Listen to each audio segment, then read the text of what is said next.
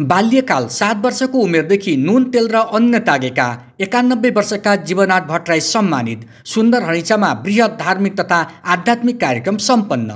मोरङको सुन्दर हरिचामा विशेष धार्मिक तथा आध्यात्मिक कार्यक्रम भव्य रूपमा सम्पन्न भएको छ। धार्मिक चेतना, नैतिकता र सामाजिक एकताको सन्देश फैलाउने उद्देश्यले सुन्दर हरिचा विराट चोक स्थित काली मन्दिर परिसरमा आयोजित कार्यक्रम सफलतापूर्वक सम्पन्न भएको छ। कार्यक्रम स्वतन्त्र नागरिक समाज मोरङ, श्री पुरातन वैदिक सनातन धार्मिक प्रबन्धन समिति मोरङ र इन्द्रपुर समस्त भजन सञ्जाल सुन्दर हरिचाको संयुक्त आयोजनामा भएको थियो। कार्यक्रममा सुप्रसिद्ध आध्यात्मिक व्यक्तित्व जगतगुरु श्री मोहन शरण देवाचार्य महाराजज्यूको प्रमुख आतिथ्य रहेको थियो। त्यस्तै कार्यक्रममा कोशी प्रदेशका मुख्यमन्त्री हिक्मत कार्की र डाक्टर सुनिल शर्माको विशिष्ट आतिथ्य रहेको थियो। उक्त कार्यक्रममा स्थानीय जनप्रतिनिधि, समाजसेवी, विभिन्न संस्थाका पदाधिकारी र श्रद्धालु भक्तजनहरूको उत्साहजनक सहभागिता रहेको थियो। जगतगुरु मोहन शरण देवाचार्य महाराजज्यूले समाजमा आध्यात्मिक जागरण, नैतिक मूल्य, चरित्र निर्माण, मानवता र राष्ट्रप्रेमको आवश्यकता औल्याउँदै धर्म केवल आस्थामा सीमित नभई व्यावहारिक जीवनमा उतारिनुपर्ने कुरामा जोड दिनुभयो।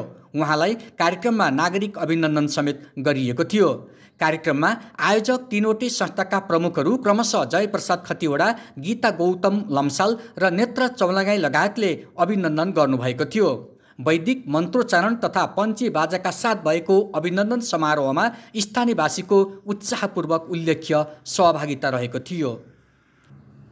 यस कार्यक्रमले स्थानीय क्षेत्रमा धार्मिक, सामाजिक तथा सांस्कृतिक एकता, सद्भाव र सह-अस्तित्वको सन्देश प्रवाह गरेको स्वतन्त्र नागरिक समाज मोरङका अध्यक्ष नेत्र चौलागाईले प्रतिक्रिया दिनुभयो। कार्यक्रमको संयोजन स्वतन्त्र नागरिक समाजका सदस्य धनबहादुर बस्नेतले गर्नुभएको थियो भने कार्यक्रममा तीनवटै आयोजक संस्थाका अध्यक्षहरूको विशेष आसनको व्यवस्था गरिएको थियो, जसले आपसी एकता र सहकार्यको सन्देश दिएको थियो।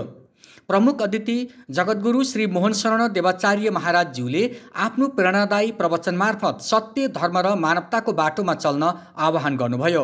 उक्त कार्यक्रममा मुख्यमन्त्री कार्की, डाक्टर सुनिल शर्मा र नयाँ वृन्दावन गौशालाका संस्थापक संरक्षक दीनबन्धु शास्त्रीले धर्म र संस्कृति नेपालको आत्मा भएको उल्लेख गर्दै यस्ता कार्यक्रमहरूले समाजमा सद्भाव र राष्ट्रप्रेम बलियो पार्ने बताउनु भएको थियो। कार्यक्रममा अन्तर्राष्ट्रिय अवार्ड प्राप्त हिमालय इङ्ग्लिस स्कुलका प्रिन्सिपल कमल खनाल, डेल्टा इङ्ग्लिस स्कुलका प्रिन्सिपल पर्वत राईलाई शिक्षा क्षेत्रमा पुर्याएको योगदानको कदर गर्दै विशेष सम्मान गरिएको थियो।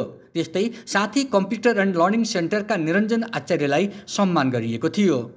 सोही अवसरमा फरक व्यक्तित्वका धनी 7 वर्षको उमेरबाट दैविक शक्ति र ज्ञान प्राप्त गरी नुन तेल र अन्न त्यागी कैली गाईको दुध र फलफुल मात्र खाएर मोरङको सुन्दर हरिचा स्थित गोठगाउँमा बसोबास गर्दै आउनुभएका 91 वर्षीय जीवनाथ भट्टराई र उहाँकी धर्मपत्नी 88 वर्षीय सावित्रा देवी भट्टराईलाई पनि जगतगुरु बालसन्त मोहन शरण देवाचार्य ज्यूकै हातबाट सम्मान गरिएको थियो। त्यसैगरी विभिन्न धार्मिक तथा सांस्कृतिक प्रस्तुति, भजन, कीर्तन र आरतीले कार्यक्रममा उत्साह थपिएको थियो। कार्यक्रमको समापनमा आयोजक समितिका तर्फबाट सम्पूर्ण आगन्तुक, अतिथि, सहयोगी तथा सहभागीहरूलाई हार्दिक धन्यवाद ज्ञापन गरिएको थियो।